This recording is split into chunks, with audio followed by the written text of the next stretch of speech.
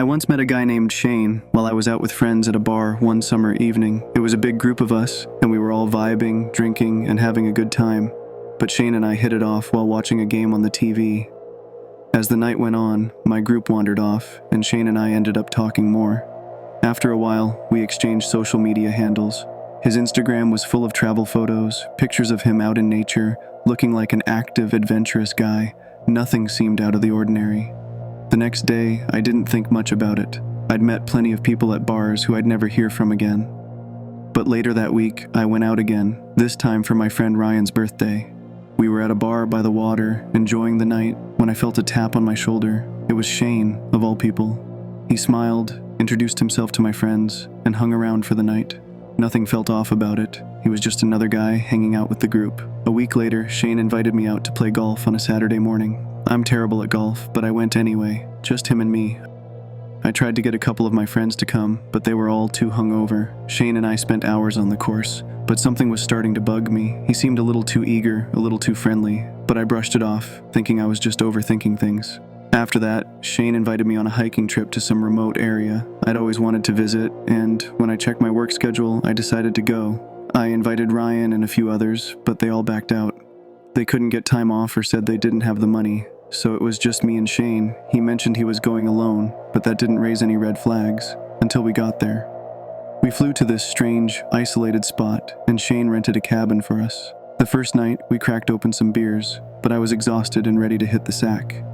That's when I realized there was only one bed in the cabin. I hadn't asked him to confirm the accommodations, and when I brought it up, he shrugged and pointed to a couch, saying it was a pull-out bed. He insisted he wouldn't charge me for the stay, and honestly, the price was too good to pass up, so I didn't argue. That night, as I fell asleep on the couch, I heard Shane moving around in the kitchen, getting water. It was odd, but I didn't think much of it. I was a light sleeper, but I figured I was just being paranoid. The next morning, we hiked through the woods, took a ton of pictures, and marveled at the beautiful scenery. Shane was fine, effortlessly keeping up, while I was out of breath, drenched in sweat. We made our way back to the cabin, grabbed food, and relaxed for the rest of the day. But by the time night rolled around, I started to notice something strange. It was subtle at first. Shane was drinking heavily, more than I was. And when we went out to a few local bars, he was acting off, like he was trying too hard to be my best friend. We drank until we were both barely standing, and when we got back to the cabin, Shane was blasting music, dancing around like he was in his own world. I plugged my phone in beside the couch, went to sleep, and hoped the night would just end quietly. But it didn't.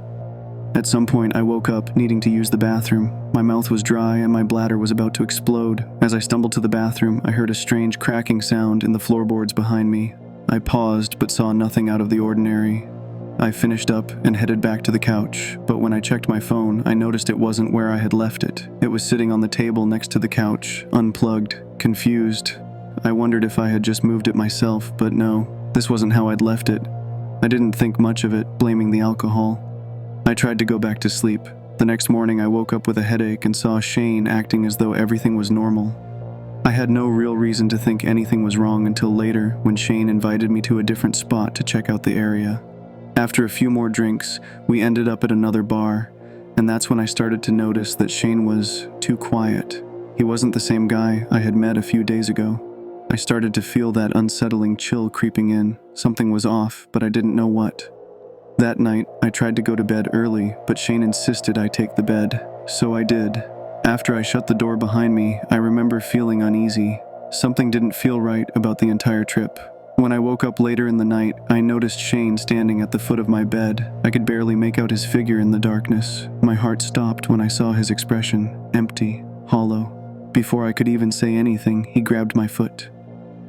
I screamed and pushed him away, but he didn't fight back. He just sat there, staring at me like a broken doll. The next morning, I packed my bags, not caring about what he said, and immediately ordered an Uber to the airport. I had enough, but it didn't end there. On the flight home, I received a strange message. I found a comment on one of Shane's old Instagram photos where he was hanging out with his supposed friends. One of them replied to me. He told me that Shane was a freak and that everyone who had been close to him had cut him off. He warned me to stay away from him, saying Shane was dangerous, more dangerous than I could ever imagine. The warning hit me like a ton of bricks. I'd thought I'd just met a guy who was a little too friendly, But this wasn't just some over-enthusiastic guy trying to make friends. He was obsessed.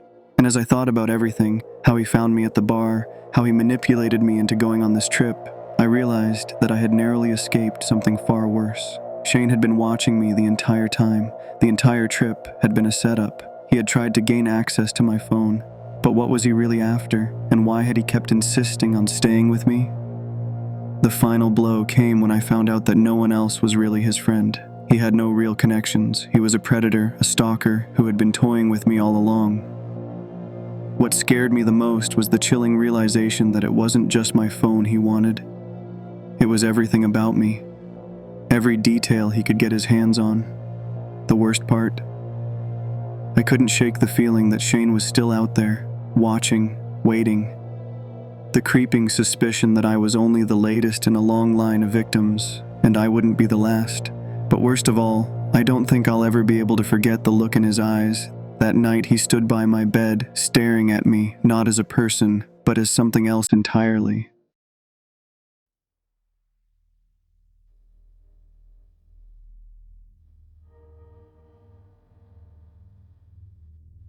Last summer, around mid-July, I returned home from college for a break. My name's Kyle, and I live in Maryland. I was excited to spend a few weeks off before the madness of my next semester. I had been talking to my two closest friends, Jason and Marcus, and we decided to do something together like the old days, just the three of us. We hadn't had a chance to hang out in ages, especially since we all went to different schools now. We planned a weekend beach trip to a small coastal town, no crowds, just us and the sea. Jason's family owned a house near the beach that they rarely used, and he got permission for us to crash there for a few days. The house was nothing fancy, just a two-bedroom place a few blocks from the sand, but it was perfect for what we needed. A place to relax, unwind, and just get away from everything. We drove down on a hot Friday afternoon, the air thick with humidity, the kind that sticks to your skin and weighs you down. The second we pulled into town, the smell of salt water and sunscreen hit me. We spent the day walking the boardwalk, messing around in arcades, people watching, and just enjoying the summer vibes. The beach was packed with tourists, kids running around with beach balls, families lounging under umbrellas. Everything was normal. It was a perfect summer day. Later, we headed back to the house, grilled burgers, and played drinking games.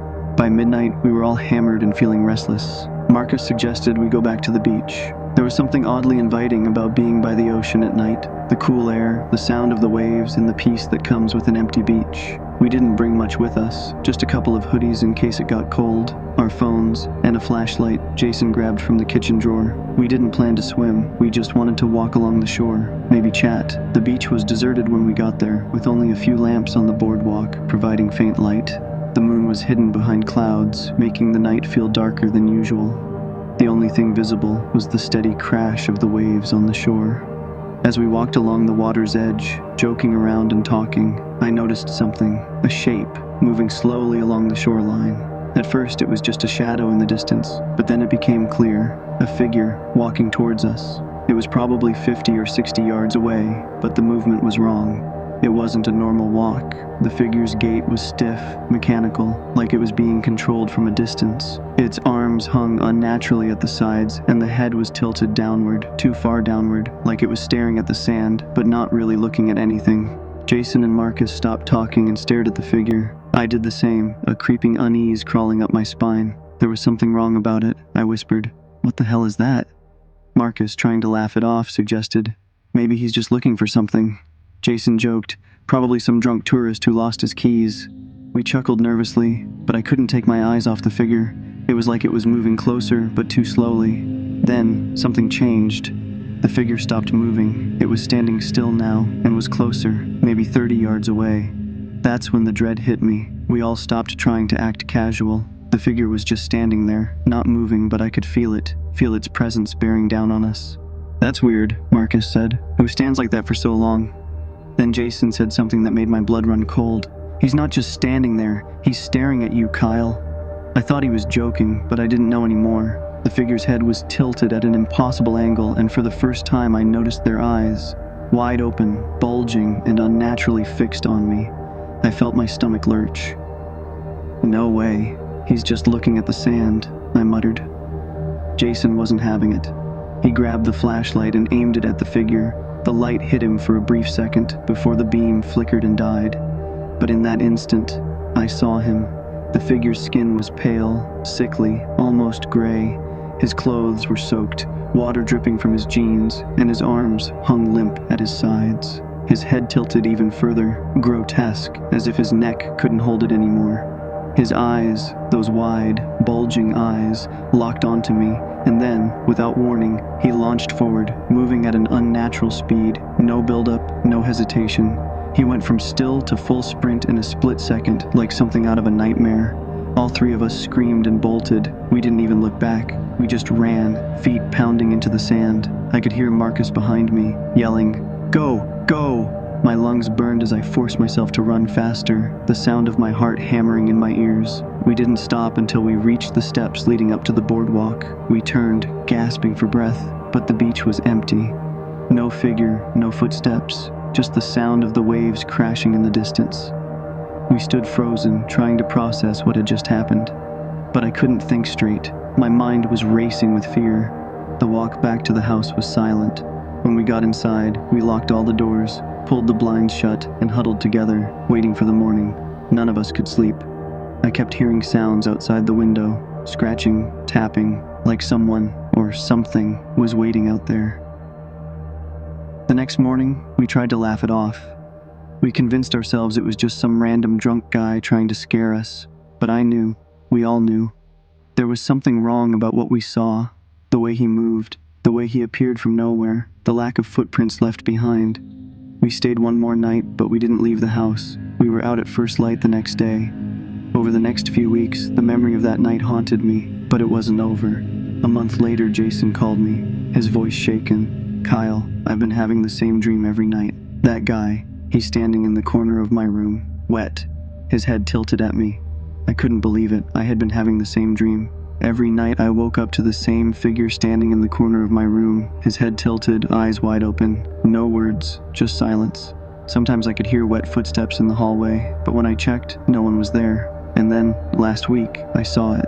I was scrolling through a local Facebook group dedicated to Ocean City when I came across a post. A blurry, grainy photo was attached, taken the night after we'd left the beach. Someone had captured the figure. There he was, standing by the water, just like we saw him. I clicked the photo, my hands shaking. It was him. The same posture, the same lifeless pale skin. The comments were worse. Dozens of people had seen him. One person said they watched him walk into the ocean, but he never came back up. Another person said they found wet footprints on their back porch 2 streets away, no footprints leading to or from the house. I don't know what we saw that night, but I know one thing. I'll never go back to that beach at night. And I can't escape the feeling that the man we saw wasn't a man at all, something darker, something far worse. And I don't think he's finished with us yet.